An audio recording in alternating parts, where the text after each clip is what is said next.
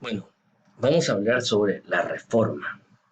La reforma es el fin de la unidad religiosa europea.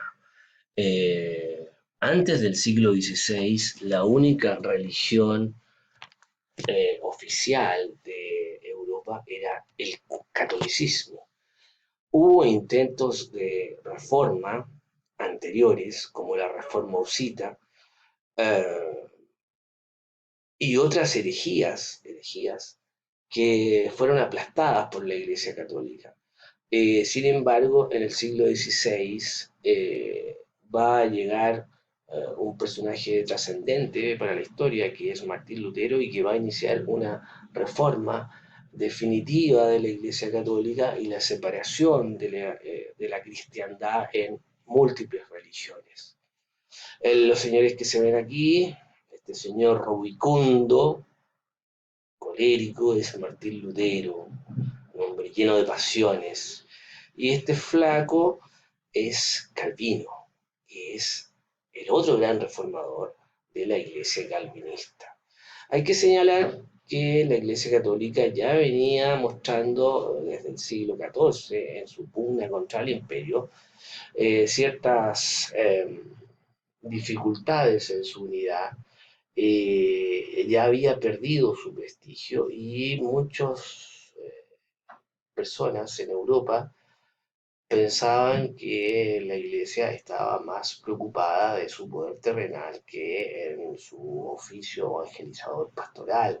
Ya el papado había sufrido cismas, principalmente por el conflicto entre el papado y el imperio. Por lo tanto, en alguna ocasión durante el siglo XIV y XV hubo dos o incluso hasta tres papas. Por lo tanto, este proceso es un largo proceso de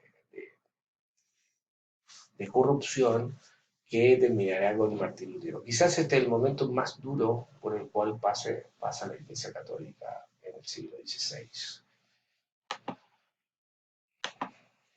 Eh, Algunas características de la Reforma. Lo que les contaba en clases anteriores, los papas estaban más enredados en la política italiana, recuerden a Maquiavelo, que en, digamos, dedicarse a las cosas de la fe. Estaban muy empeñados en ampliar los territorios de los estados pontificios y de mantener un control no solo sobre la península, sino que también sobre la política europea. Ténganlo presente eso, guárdenlo por ahí para entender un poco los problemas que van a atravesar los papas con Inglaterra. Entonces tenemos a papas como Alejandro X, como Alejandro VI, ¿no? El español, de origen español, de la familia Borgia, o como el mismo Julio II, que en realidad eran papas que estaban más preocupados de la política que de otra cosa. Además, los papas, como también lo habíamos visto en la clase de Maquiavelo, estaban muy alejados de los valores cristianos. En general eran adictos a la pompa y al lujo, y obviamente que eran papas que tenían muchos hijos, por lo tanto no tenían ningún voto de castidad. En general los papas actuaban como príncipes terrenales. Y además muchos de ellos no estaban muy bien preparados intelectualmente. Quizás el más preparado intelectualmente fue Alejandro X. El resto eran bastante pueriles. Y van a surgir voces críticas, incluso dentro de la misma Iglesia Católica. Un ejemplo de eso es la obra de Erasmo de Rotterdam, que yo les mencioné antes, eh, que se llama El elogio de la locura, y es una viva crítica a las superficialidades y la terrenalidad que había adquirido la iglesia a esa altura, y era un llamado a volver a su raíz, que son los evangelios. Y como les contaba, esto también tiene una relación directa con la imprenta, el desarrollo de la imprenta de Gutenberg. Imagínense el precio que tenía una Biblia copiada a mano, en griego o en latín. Entonces, cuando se produce la imprenta, el libro más publicado, obviamente, que fueron las Biblias. Y las Biblias ya con el tiempo de Erasmo empezaron a ser traducidas a las lenguas vernáculas, es decir, ya no son las Biblias exclusivamente en griego o en latín para los cultos, sino que también hay Biblias escritas en toscano, en francés, en inglés, en castellano, y por lo tanto se amplía la difusión del Evangelio como tal. Ya no la interpretación que hace el sacerdote en la misa, sino que de pronto los creyentes van a tener acceso a sus propias interpretaciones de la Biblia. Y esto fíjense que se reafirma poderosamente con uno de los libros quizás más emblemáticos de historia de las mentalidades o microhistorias, que se llama El queso y los gusanos, de un historiador italiano que se apellida Ginsburg, que es un libro que relata, fíjense, el proceso que le hacen a un molinero en la Italia del siglo XV a propósito de algunas interpretaciones libres que este molinero hace acerca de la Biblia, lo que nos revela que ya en el siglo XV, con el desarrollo de la imprenta, un simple molinero, que era una persona que no pertenecía ni a la nobleza ni a la alta burguesía, tenía acceso a los evangelios y los interpretaba a su manera. Pues, en el fondo, el libro se basa en el castigo que la Inquisición le hace a este señor por andar interpretando los evangelios a su libre arbitrio, y que es anterior a lo que estamos hablando de la reforma. Bueno, cierro el paréntesis. Y como les contaba antes, ya existen algunos movimientos heréticos. Heréticos quiere decir que estaban alejados de la correcta doctrina, que obviamente era la que establecía el, el, la Iglesia Católica, el Papa y los concilios. Y por lo tanto, cualquier idea que fuera contra eso era castigada, y de hecho el Tribunal de la Santa Inquisición fue creada para evitar ese tipo eh, de situaciones. ¿Qué condiciones colaboran contra la reforma? O sea, perdón, con la reforma. En primer lugar, al igual que el Renacimiento, la reforma se ve favorecida por la peste negra. Si recuerdan bien, cuando vimos el tema de la peste negra, una de las cosas que dislocó la sociedad europea fue que en un mundo donde la medicina tiene escaso desarrollo, estamos hablando del siglo XIV, y la fe explicaba todo, cuando viene la peste negra y la peste negra mata a todos, hombres, mujeres, niños, adultos, ricos, pobres, mercaderes, soldados, caballeros, todos caen bajo el flagelo de los vacilos de la peste. Y bueno, viene el empobrecimiento, la muerte, los poblados vacíos. De pronto las autoridades eclesiásticas morían igual que los demás, por lo tanto no tenían la supuesta protección de Dios. Bueno, dislocó la sociedad europea completamente y se empezó un poco a dudar acerca del supuesto poder que la iglesia tenía. Así que si hubo algo que dislocó la tradición y la sociedad feudal tradicional fue la peste negra, y obviamente colateralmente golpeó fuertemente a la iglesia.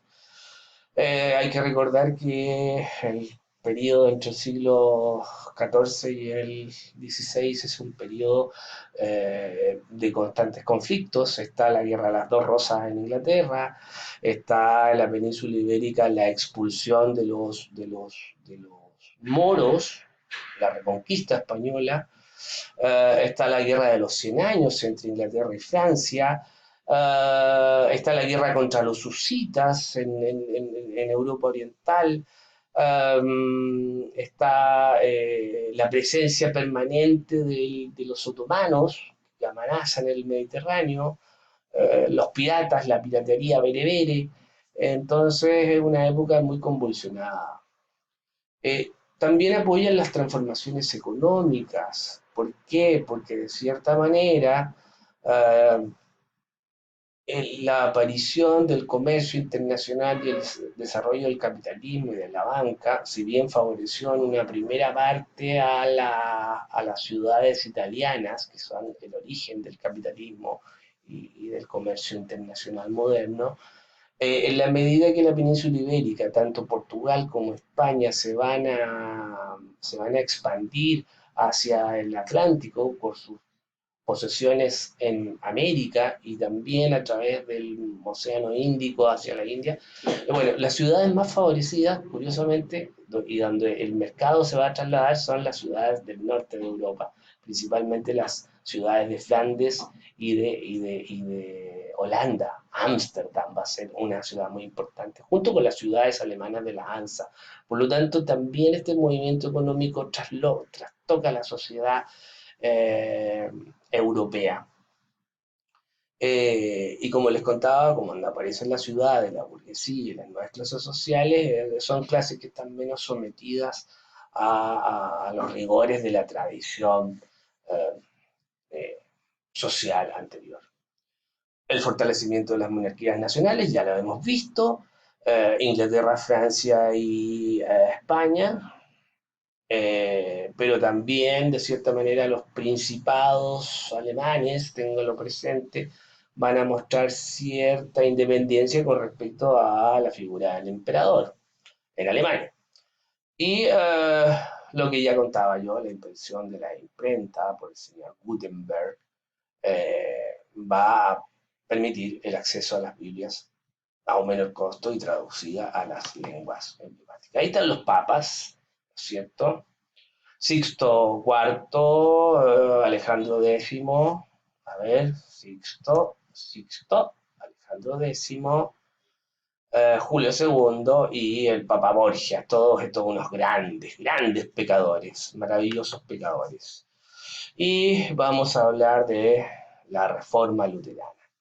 ¿Qué fue la Reforma Luterana? Lo primero que vamos a señalar que el personaje principal de todo este cuento es el señor Martín Lutero.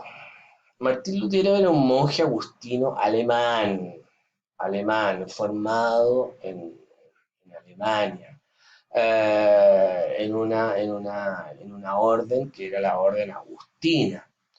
Eh, un tipo muy apasionado, que de pronto cuando era joven en medio de una tormenta le cae un árbol sobre su cuerpo y bueno, está ahí agonizante, muerto de terror y le promete que va a dedicar su vida completamente a Dios. ¿Ya?